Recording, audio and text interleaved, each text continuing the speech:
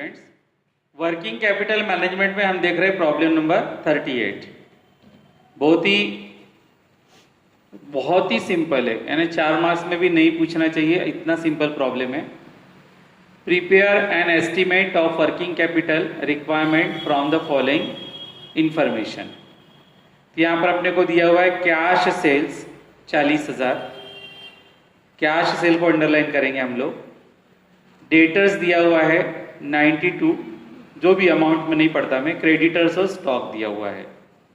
अब इसमें cash cell यानी ही उसके मायने क्या होते हैं, हमारे पास पैसा है, बराबर है। कैश सेल यानी पैसा आया, कितना आया तुम्हारे पास 40,000, इसलिए कैश सेल को हम बोलेंगे CA फॉर करंट असेट, लिख लो वहां पर CA।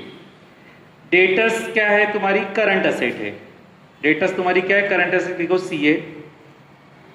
उसके बाद क्रेडिटर्स तुम्हारी करंट लायबिलिटी है, तो हम लोग लिखेंगे CL, करंट लायबिलिटी। स्टॉक तुम्हारी करंट असेट है, तो करंट असेट के आगे लिखेंगे CA। तो 3 करंट असेट है और एक तुम्हारी क्या है, लायबिलिटी।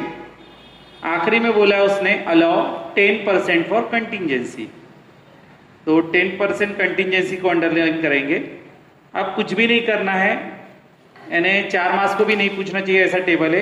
सिर्फ यहाँ पर एक कंफ्यूजन हो सकता है तुम्हारा, कैश सेल कैसे लेना सर। अरे कैश सेल के मायने 40,000 रुपए की कैश आ गई ना आपके पास, इसलिए वो कैश करके अपने को क्या लेना पड़ेगा, करंट असेट में। तो यहाँ पर हम लोगों ने टेबल बनाया 38 के लिए। Problem number 38, statement of net working capital, statement of net working capital, serial number, particulars, amount, serial number, particulars, amount. Number A current asset, number A current asset. अब उसमें 1 बाय 1 लेंगे। सबसे पहले कैश दिया हुआ है, कैश है हमारा 40,000, कैश है हमारा 40,000। उसके बाद दिया हुआ है डेटर्स, डेटर्स दिया हुआ है,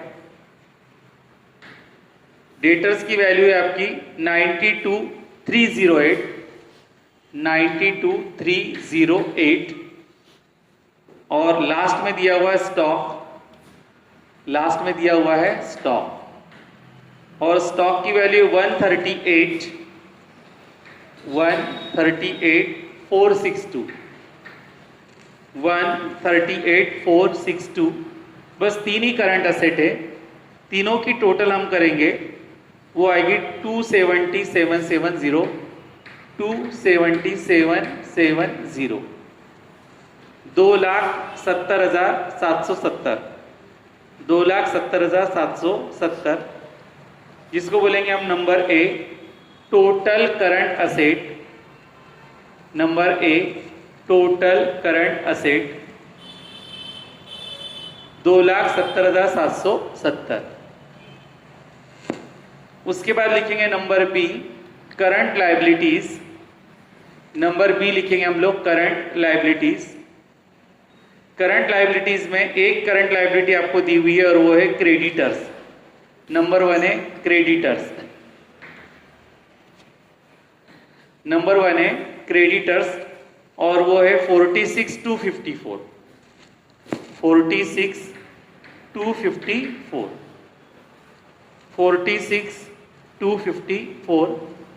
एक ही करंट लायबिलिटी है, तो उसको हम लोग बाहर निकालेंगे, उसकी टोटल 46,254, जिसको बोलेंगे हम लोग number B total current liability, number B total current liability 46,254।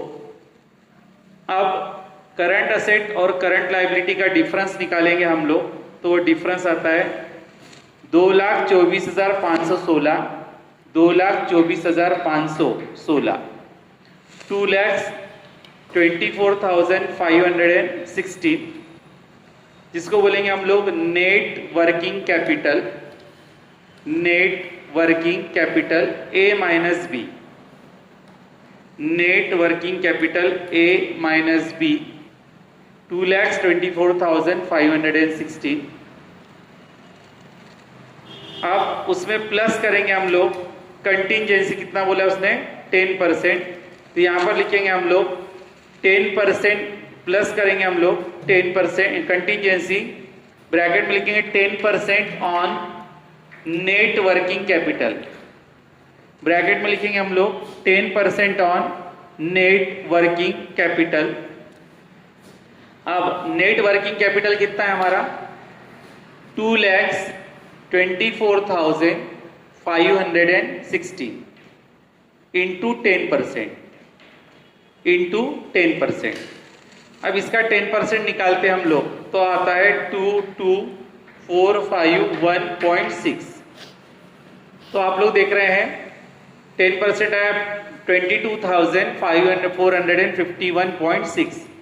तो हम देख रहे हैं इमीडिएट बाद, पॉइंट के इमीडिएट बाद 5 या 6 या 7 या 8 या 9 में से कुछ फिगर रहा तो हम प्रीवियस में क्या करते हैं +1। तो यहाँ पर हम लोग प्रीवियस में क्या करेंगे +1 करेंगे, तो ये हो जाएगा 25422 यानी 22,452 22,452। अब उसको ऐड करते हैं हम लोग तो आता है 2,46,968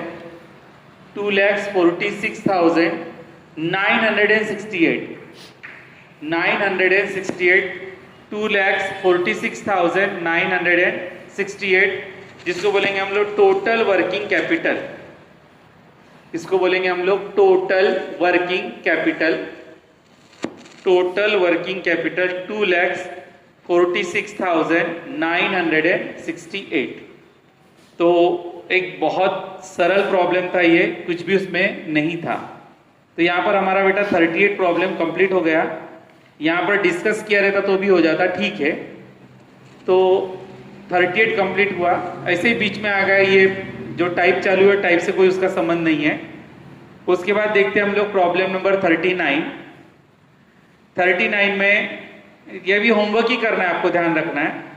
तो यहाँ पर हम लोग सिर्फ फॉर्मूला कौन सा लगेगा उसके बारे में हम लोग डिस्कस करेंगे।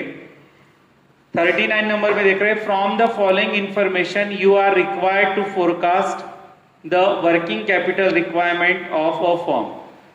तो सेल दिया हुआ है अपने को, तो सेल को अंडरलाइन करेंगे। Net profit on cost of sale, on cost of sale को अंडरलाइन करेंगे, यानी ऑन कॉस्ट ऑफ सेल के मायने क्या होते हैं ऑन कॉस्ट। तो 25% के आगे आप लिखेंगे ऑन कॉस्ट। तो यहां पर हम देखेंगे कि कौन सा फॉर्मूला लगेगा। सेल तो हर जगह अवेलेबल है, तो यहां पर बेटा इस टाइप में हम देखते हैं 2 या 4, इसमें से ही एक फॉर्मूला लगता है, क्योंकि हर बार सेल अवेलेबल है पूरे प्रॉब्लम में। आप देखेंगे प्रॉफिट किस पर दिया है, ऑन कॉस्ट दिया हुआ है। कौन सा दिया है, ऑन कॉस्ट दिया हुआ है। तो बेटा यहाँ पर प्रॉब्लम नंबर 4 लगे, फॉर्मूला नंबर 4 लगेगा SP into R upon 100 plus R। लिख लो वहां पर formula SP into R upon 100 plus R वाला फॉर्मूला लगेगा 39 में। उसके बाद डेटर्स दिया हुआ है, सप्लायर दिया हुआ है, डेटर्स को अंडरलाइन करो, सप्लायर को अंडरलाइन करो, स्टॉक को अंडरलाइन करो और कैश को अंडरलाइन करो, और 10% कंटिंजेंसी को अंडरलाइन करो। बस आप लोग करेंगे, होमवर्क लिखेंगे उस पर, प्रॉब्लम नंबर 39 होमवर्क। अब चलते हम लोग प्रॉब्लम नंबर 40 की तरफ। 40 में भी आपको होमवर्क ही लिखना है।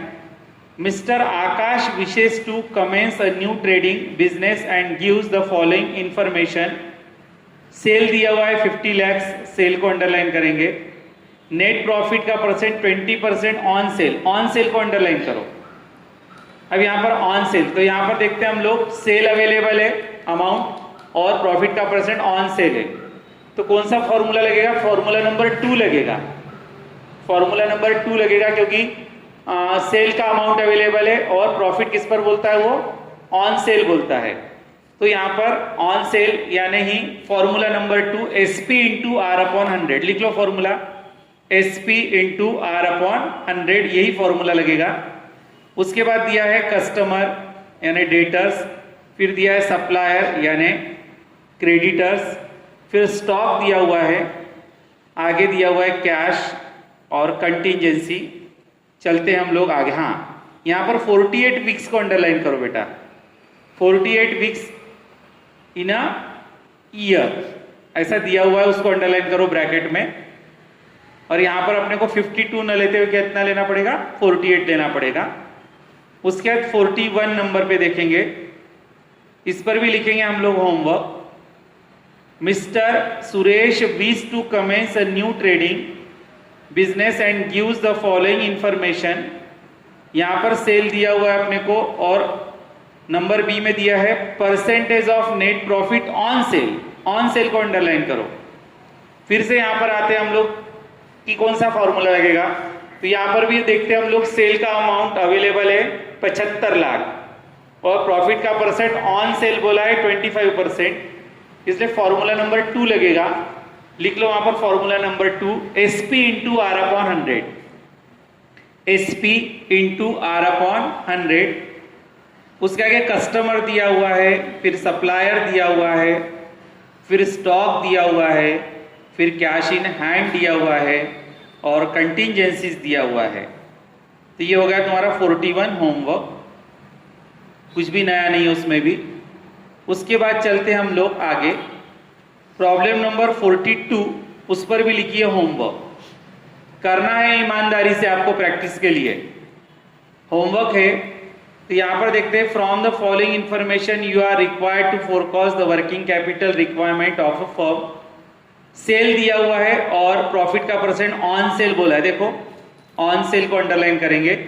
यहां पर भी लगेगा formula number 2, SP into R upon 100, क्योंकि अमाउंट अवेलेबल है सेल का और प्रॉफिट का परसेंट भी किस पर बोलता है, ऑन सेल। तो formula number 2, SP into R upon 100। SP into R upon 100 लिख लो वहीं नोट्स पर फॉर्मूला। कस्टमर्स यानी डेटर्स, सप्लायर यानी क्रेडिटर्स। उसके बाद यहां पर 2 प्रकार के स्टॉक दिए हैं, स्टॉक ऑफ रॉ मटेरियल और स्टॉक ऑफ फिनिश गुड्स। तो दोनों भी हमारी करंट असेट है, कोई नया पॉइंट नहीं है। उसके बाद एक कैश, वो भी करंट असेट है हमारी। और आखिरी में दिया हुआ है 10% कंटिजेंसी, तो 10% और कंटिजेंसी को अंडरलाइन करेंगे। उसके बाद चलते हम लोग आगे 43 नंबर। 43 नंबर में भी लिखना है होमवर्क।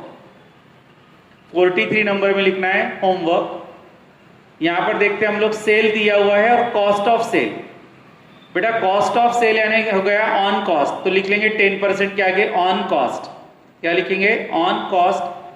तो यहां पर हम देखते हैं अब 43 में सेल अमाउंट अवेलेबल है, यानी चौथा फॉर्मूला लगेगा, और प्रॉफिट का परसेंट किस पर दिया हुआ है, कॉस्ट पर दिया हुआ है, इसलिए फॉर्मूला नंबर 4 लगेगा। SP into R upon 100 plus R. SP into R upon 100 plus R, formula लिख लेंगे वहां पर। फिर दिया हुआ है डेटर्स, क्रेडिटर्स, स्टॉक और कैश और कंटिजेंसी। तो यहां पर हम लोगों ने कितने फॉर्मूले प्रॉब्लम पे होमवर्क लिखा है, 39, 40, 41, 42, 43। तो मुझे लगता है 4 प्रॉब्लम है। कितने हैं, नहीं 1 2 3 4 5 प्रॉब्लम है जिस पर हमने क्या लिखा है, होमवर्क। बहुत आसान है।